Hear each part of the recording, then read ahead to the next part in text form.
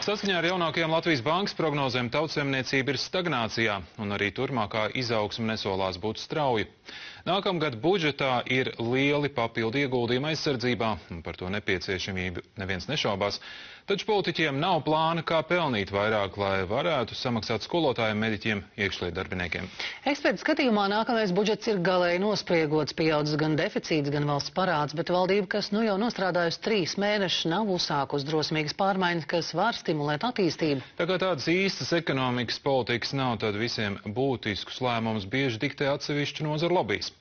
Saeimas apņemšanās aizstāvēt kredītņēmējus šoruden saskārās ar banku pretestību, savukārt pretīm nākšanu no valdības nākamnedēļ var sagaidīt daļu kokrūpnieku.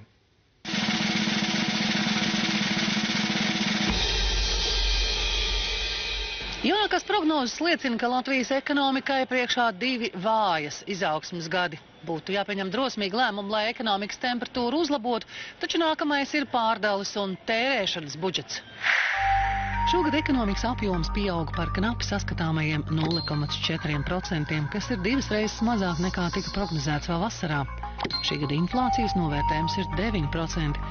Nākamgad to paredz krietni zemāk, taču iekšzemes koprodukta pieaugums joprojām būs vājš. Ekonomika stagnē arī citās Eiropas Savienības valstīs, un tas ietekmē Latvijas eksportu. Optimismu nevieš arī globālā ģeopolitiskā situācija un patērētāju noskaņojuma pasliktināšanās. Par nākamo gadu laikam man ir jālieto tāda epitēta kā gausa izaugsme, nīkulīga, vārgulīga un tam līdzīgi. Vismaz pirmais pusgads noteikti nesolās nekas tāds iepriecinošs. Lēns progress nākamā gada otrajā pusē iespējams būs, taču par valsts prezidentu uzstādījumu par Eiropas vidējā dzīves līmeņa sasniegšanu līdz 2030. gadam ar šādiem skaitļiem runāt nevar. Mūsu visu kopīgais uzdevums ir pārspēt gan Latvijas bankas, gan Finanšu ministrijas prognozes ekonomiskā izaugsme. Jādomā, kādā veidā mēs varam veiksmīgi investēt tās atbalsta programmas, kas Latvija ir, un nākamajā gadā tas ir vairāk kā 1 miljards Eiropas struktūra fondu finansējums, kas plānots investīcijas ekonomikas izaugsmē. Latvijas bankas ekonomisti uzsver, ka investīciju ziņā mēs jau 10 gadus stipri atpaliekam no abām Baltijas kaimiņu valstīm. Eiropas naudas ir vienīgais rīks, ar kur Latvija attīst savu ekonomiku, taču pastāv risks nepabeigt vairākus 10 projektus par vairāk nekā 400 miljoniem jau pašreizējā fondu plānošanas periodā. Pagaidām jāsaka, ka diemžēl es tādus labus stimulus neredzu. Ļoti gribētos, lai starp šīm tomēr prioritārajiem virzieniem daudz enerģiskāk tiktu domāts par Eiropas Savienības fondu līdzekļu iedzīgu izmantošanu.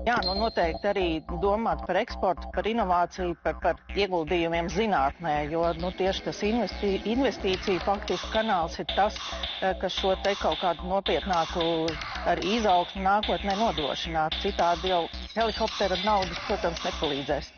Eksperti uzsver, ka svarīgs ir investīcija klimats. Nav jaunu uzņēmumu, kas varētu maksāt augstas algas.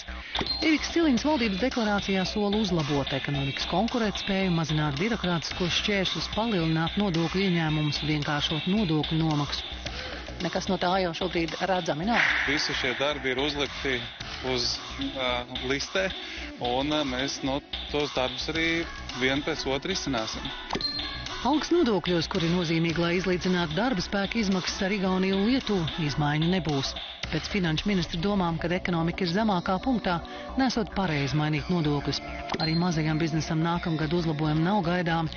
Saimnieciskās darbības ieņēmumu kontu, kas finanšu ministrijai izmaksāja 800 000 eiro, lieto tikai nedaudz vairāk kā 100 mikro uzņēmumu nodokļu maksātāju.